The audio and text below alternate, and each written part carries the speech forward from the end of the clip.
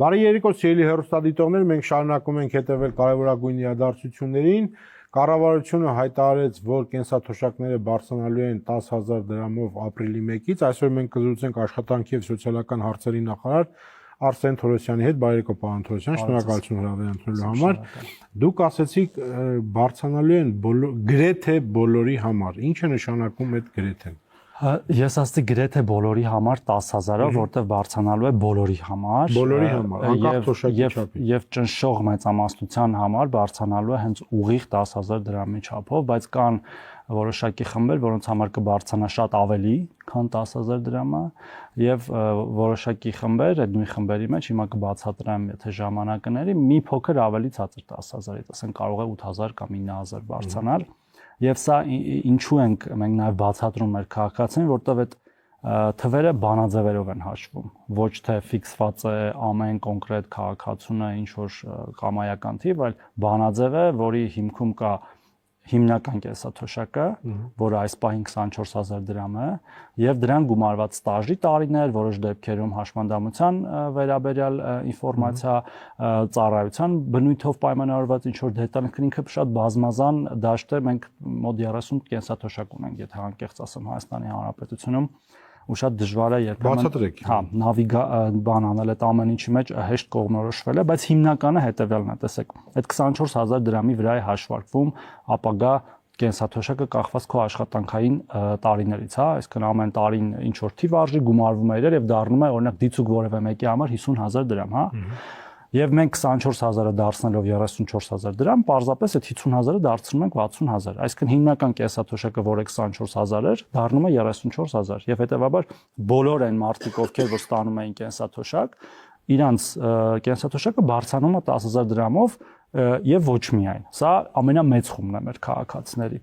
Մեր որոշ քաղաքացիներ ստանում են ոչ թե կենսաթոշակ, այլ ծերության նպաստ, դա կրկին կենսաթոշակ է, բայց այն քաղաքացիների համար, ովքեր չունեն բավարար ստաժ, այսինքն աշխատել են իրենց կյանքում ինչ որ տարիներ, բայց 10 տարվա ստաժ չունեն, որը մինիմալ ստաժն է, որի համար դու կստանաս հենց աշխատանքային կենսաթոշակ։ Այդ մեր քաղաքացիները ստանում են այսօր 36,000 դրամ։ Դա ծերության նպաստն է եւ միևնույն ժամանակ մինիմալ կենսաթոշակը։ Մենք դա նույնպես 10,000-ով բարձրացնում ենք 40։ Այո, այսինքն բոլորը կստանան, բոլոր 36,000 դրամ ստացողները, անկախ նրանից դա ծերության նպաստ է կամ մինիմալ կենսաթոշակ, կրկին կստանան 46,000 դրամ։ Այսինքն սրանով մենք փակում ենք մոտավորապես այդ 667,000-ի 500,000-ից ավելի քաղաքացիներին, այսինքն այս երկու կտորով։ Բայց այդտեղ կան այլ նպաստներ, եւ երբ որ մենք ասում ենք կենսաթոշակառուներ եւ նպաստառուներ, մենք հենց սա նկատի ունենք, որտեղ իրենց տրվող գումարը ինչ որ անուն ունի, հա, սահմանում ունի։ Դրանցից հաջորդը հաշմանդամության նպաստներն են։ Դուք գիտեք, մենք ունենք նախկինում ունենք առաջին, երկրորդ եւ երրորդ կարգի հաշմանդամներ, հիմա ունենք խորը, ծանր եւ միջին ծանրության սահմանափակումներ եւ դրանց նպաստներն էլ համապատասխանաբար 39,000, 37,500 եւ 36,000-ին, նրանց բոլորը կրկին ամեն մեկի վրա կգումարվի 10,000 դրամ եւ կստանան 49, 47.5 եւ 46,000 դրամ, որը էլի կրկին ուղիղ 10,000 դրամի բարձրացում է, այս մեր խումբ քաղաքացիներն էլ 50-60,000-ի շրջանակներում են մոտավորապես, այսինքն այդ քաղաքացիների թոշակն ուղիղ 10,000 դրամով կբարձրանա, բայց մենք ունենք նաև օրինակ զինվորական կենսաթոշակների համակարգ, որը կրկնակի բանաձևով է հաշվարկվում, այնտեղ կան հիմնական կրկին կենսաթոշակ եւ ամեն տարվա ստաժի համար ավելացող գումար, ավելի բարդ մեխանիզմով է հաշվարկվում եւ զինվորականների դեպքում նաեւ կարեւոր է թե ինքը կենսաթոշակի անցնելուց ինչ կոչումով է անցել, ասենք, չգիտեմ, լեյտենանտինը ուրիշ է, գնդապետինը ուրիշ է եւ նաեւ դրանով է պայմանավորված այդ տարբերությունները։ Բայց մինչև դրան անցնելը ես ուզում եմ նախորդ խմբինը մի հատ ամփոփենք, նոր մյուսինը անցնենք, տեսեք նախորդ խմբի համար միջին կենսաթոշակը ըստ էության հիմա 49,000 դրամի շրջանակներում է միջինում։ վերցրած։ Հիմա կդառնա 59000 դրամի շրջանակներում։ Եվ սա այն կոնտեքստում եմ նաև ասում, որ երբ որ մենք ասում ենք, որ մենք խոստացել ենք, որ կենսաթոշակները միջին կհավասարվեն նվազագույն սպառողական զամբյուղին, նվազագույն սպառողական զամբյուղը վերջի երամսյակի դրությամբ 2025 թվականի 61700 դրամ է, եւ մենք միայն կենսաթոշակները բարձրացնելով հասնում ենք մոտավորապես դրան, բայց այդտեղ կա նաև մեկ այլ շերտ, որը հետվճարն է, ես կուզեմ դրա մասին անդրադառնալ մի փոքր ուշ, որտեվ հետվճարը չի ներառվում այս ամեն ինչի մեջ, չի ներառվում այս ամեն ինչի մեջ։ Զինվորականների դեպքում, տեսեք, հիմնական զինվորական կենսաթոշակը 20000 դրամ է, որը բազմապատկվում է էլի տարիների հետ։ Մենք դա դարձնում ենք 21000 եւ ամեն տարվա թիվը 1750-ը դարձնում ենք 2000։ Հիմա այս թվերը կարող է մեր քաղաքացին շատ բան չասեն, բայց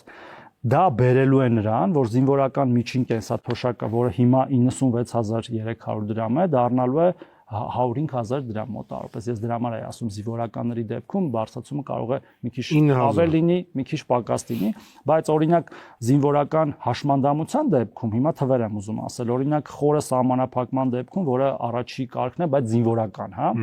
Հիմա ստանում են 50600, կստանան 64600, այսինքն այս դեպքում 14000 կբարձրանա։ Եվ սա այս բանաձևի շնորհիվ է, կամ ծանր սահմանափակումը, որը երկրորդ կարգն է, այսպես ասած 41400-ը կդառնա 54800, ստեղ 13400 դրամ կավելանա։ Միջի սահմանափակման դեպքում, որը երրորդ կարգն է, համապատասխան 38-ը կդառնա 48, ուղիղ 10000 կբարձրանա։ Բայց նաև կան կենսաթոշակներ, օրինակ ընտանիքի կերակրող կորցնելու այդ կենսաթոշակները, օրինակ այս դեպքում երկկողմանի ծնողազուրկ երեխաները զինվորականի դեպքում 120-ը կդառնա նույնիսկ 170000 դրամ, որտեղ բանաձևը այդպես է աշխատում, հա, այսինքն այնտեղ մի բան փոխում ես, ինքը ամբողջությամբ փոխվում է։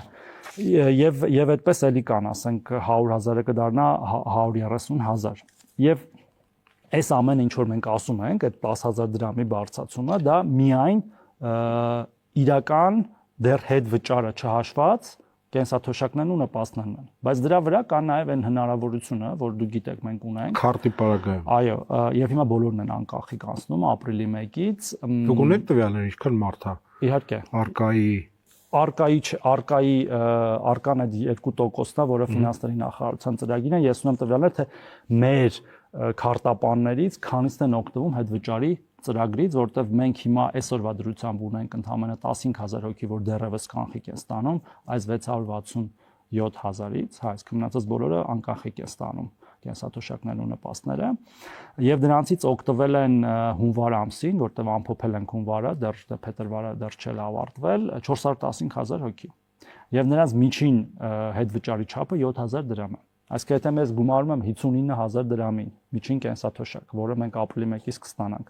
այս միջին ավելացումը դա դառնում է 66000 դրամ ըստ էության, որը 4000 դրամով ավելին է, քան նվազագույն սպառողական զամբյուղ, այսինքն որ մենք ոչ միայն կատարում ենք մեր խոստումը, այլ մենք գերա կատարում ենք, հա, այսպես ասած մեր խոստումը, բայց դուք գիտեք, որ